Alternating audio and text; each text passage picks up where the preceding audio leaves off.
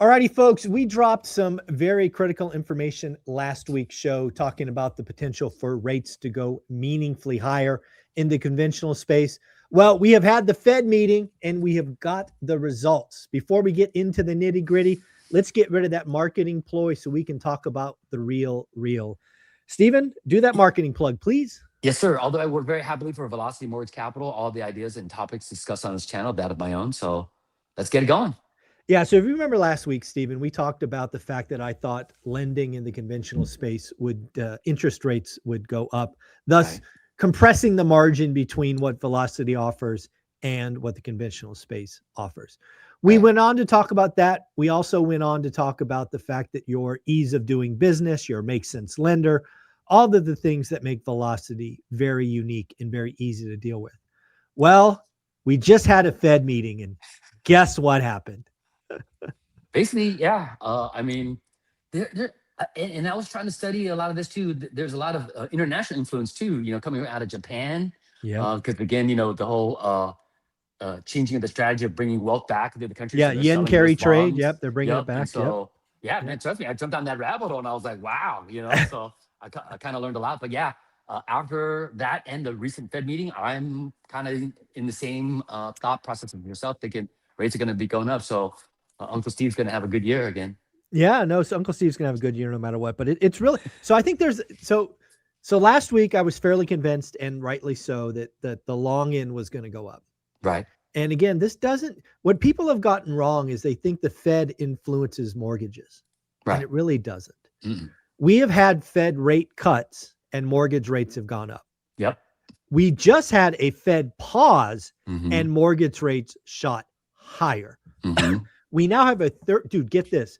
The 30-year bond in 2026 Is higher than it's been any time in the last 19 years. wow. You have to go back to 2007. So that's before the GFC Right. to have a higher 30-year bond. So what does that mean? That means because Kevin Warsh, new sheriff in town, has dramatically changed forward guidance. He's essentially removed it from Fed behavior.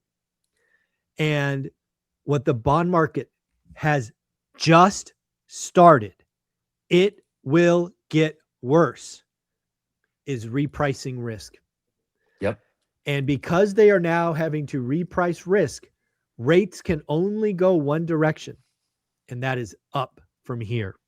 What do you think? Well, I agree because usually reading the tea leaves, so to speak, as far as how loan performance and what they can kind of project that, hey, in this particular property space, here's what they're seeing trouble at, and then there's so much that influences that. But like you said, the Fed doesn't really generally impact financing in that way that people probably generally think of. But yeah, I would have to agree with you. Rates have to kind of go up. Otherwise, I mean. No, dude, the bond vigilantes are about to step on the throat, and they're gonna try.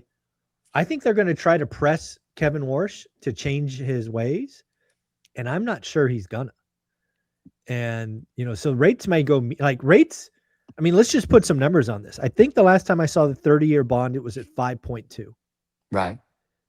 There's a chance it's at 5.5 in the next 45 days. Now, that may not sound like a lot to you, but as a country who's running a $40 trillion deficit, that's impactful. If you look at people borrowing money in the small business arena, in the commercial space, like this is going to decimate commercial. Like there's a lot of extend and pretend and hope and pray and survive to 25 nonsense going on. Dude, these banks are going to give up and start foreclosing left, right, and center on multifamily. Right. We have $1 billion with a B in Texas foreclosures coming. And I just had somebody today in that space tell me, Michael, that's the tip of the iceberg. Like multifamily in Texas is going to crater. Yeah. And well, it's coming. They do everything big in Texas. Ugh. You're going to see syndicators and LPs loose their shirt. So all of this to be said, so again, this is scary. this is scary. But I do want everybody to know that if you're in the game of investing, you often you actually generate generational wealth at times like this. Because if you find that motivated seller, and that could be a person, it could be a bank, it could be any of the above, you can create amazing deals. And I say this as somebody who did it already. I've done these things before. Right. And, having a relationship with a make sense lender, so you're not like, we're going to be able to buy assets that a commercial, like a traditional lender wouldn't take. Right. You're going to have to work with a make sense lender, Right. who's going to look at your track record and the asset and all of that. And, velocity, and you specifically are going to have a good next 6 months, I think.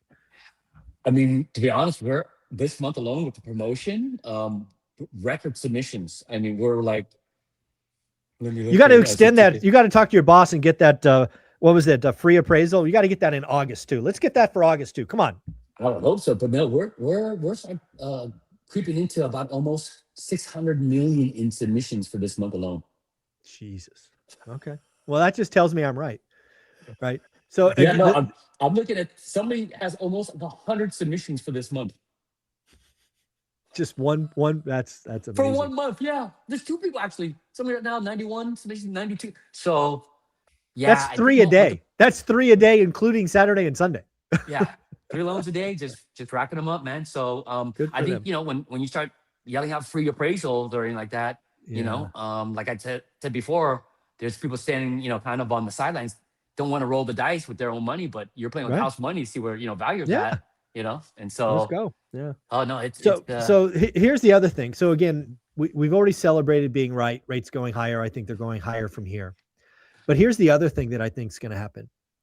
If the banks start foreclosing like I think they're going to do, and they start recognizing losses, the next domino after that is lending gets harder. Right. Folks, you don't understand.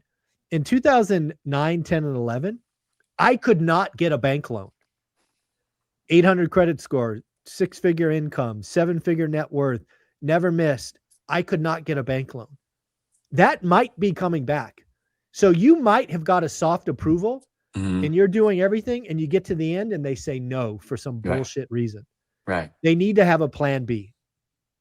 Well, I would agree with you because they're never going to tell you that there's trouble. They're just going to tighten up their belts a little bit. They're going to find some bullshit line item, and but there's usually some sort of turmoil, behind the scenes, and so I think there's some lenders that have maybe kind of learned their lesson more often, not just because of what they've already seen back in right around the pandemic. Some companies kind of had to close their doors. Yeah.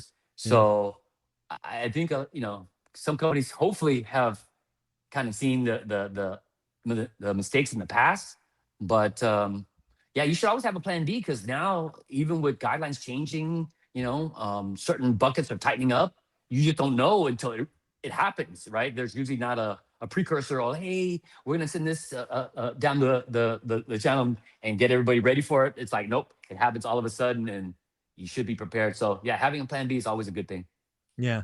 So again, in my world, my community, the plan B is Mr. Stephen Dow at Velocity Mortgage, Makes Sense Lender. You're not forced to fit in a box. They do evaluate the deal, the person. Very, very different than your traditional lenders. Stephen, if somebody want to reach out to you, talk about that, talk about the 50-40-10, which I think is the best Swiss Army knife in real estate, what should they do? Email is always the best, sdow@velocitymortgage.com. Please, in the subject line, if you could put the acronym ORAAT, it usually makes it past the firewall. Sometimes it gets caught, but at least it allows me to find your emails a lot sooner. Body of the email, maybe a brief description, what you're looking for. Property address is always going to be super helpful. At least city and state to make sure I lend there. Maybe your mid-FICO score and best phone number to reach at. And typically 48 to 72 hours, I'll be in touch.